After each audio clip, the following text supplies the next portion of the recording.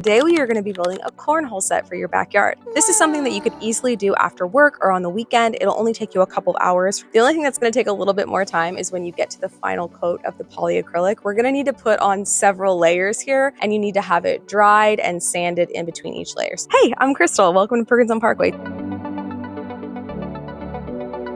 The first thing we're going to do is sand down our 2-foot by 4-inch plywood sheets. I got these at this hardware store pre-cut. If you want to save a little bit of money and get a larger piece of plywood, either you can cut it down at home or they can cut it down for you at the hardware store. So let's get into it. To prep this plywood for the cornhole game, I am starting with an 80 grit sandpaper and then moving up to a 120 grit sandpaper. You don't want to move all the way up to a 220 grit because you don't want your beanbags to just slide all the way off. You do want it to have a little bit of texture. Here's the cut list for the project. So I am just working on getting all my 2x4s cut down so that I can start assembling them together. Everything you see is going to be a straight cut except for the 4 pieces that we have to cut that are going to flip out and make our cornhole board stand up. Here I am cutting one side at a 30-degree angle, and then on the other side we are going to go ahead and round it off using a jigsaw to make that happen. For my template, I just used a roll of tape that I had around, drew it on with a pencil, and then I'm going to go in with my jigsaw and round this off, and then to finish it I'm going to sand it down with 80 and 120 grit sandpaper. These don't have to be perfect, but you can clean up a lot of it with your sandpaper. It is so hot out here. It's like 100 degrees in Texas. So what we are going to do now is we are going to add pocket holes to connect all of the framing together for the base of the cornhole set.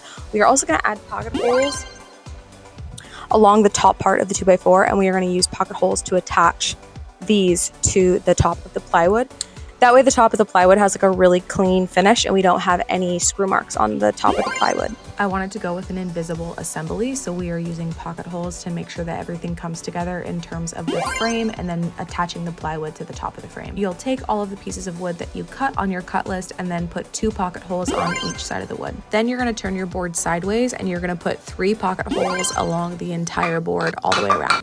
Here's what the frame looks like when it's ready to assemble, and then we are going to use our pocket screws and wood glue to put this thing together. Sometimes corners can be tricky, so you're just going to want to make sure that you're getting that 90-degree angle. I used a combination of clamps and a speed square. For the arms of the cornhole, I used the biggest drill bit that I had and drilled a hole through both the arms and then also the frame, because that is where our bolt is going to slide through and hold things in place. I used an extra piece of wood that I had lying around as a spacer. You're going to want to make sure you have enough room for your arm to go up and down. If it's flush against that frame, it's not going to swing out. Now it's time to attach the 2x4 sheet of plywood to the frame that you have built using those pocket holes that you have already screwed into your frame. Here I'm prepping by adding all of the screws into the pocket holes that I've drilled so I can go around once and drill them all in. I like this method because it makes for a really clean look on the top. You're not going to have any screw marks. Now that the base is assembled, it is time to add the cornhole hole. To do this, I bought an attachment for my drill that drills a 6-inch hole, which is perfect. I went ahead and centered it per cornhole regulation guidelines, and it worked really well. Now I'm going in for a final sand. I just want to do some prep work around the hole to kind of polish off those edges, and then also around the entire frame to get it ready for paint.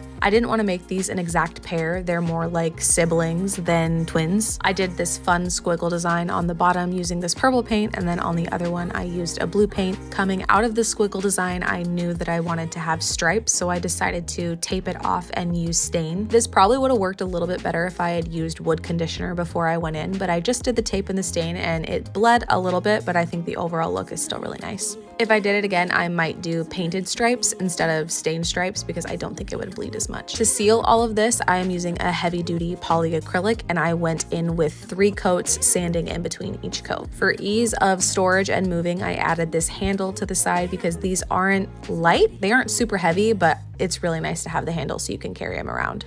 And that is pretty much it. That is how I created this fun, funky outdoor game for my backyard. Let me know if you have any questions in the comments. I am happy to answer. Thanks for watching Perkins On Parkway. See you next time.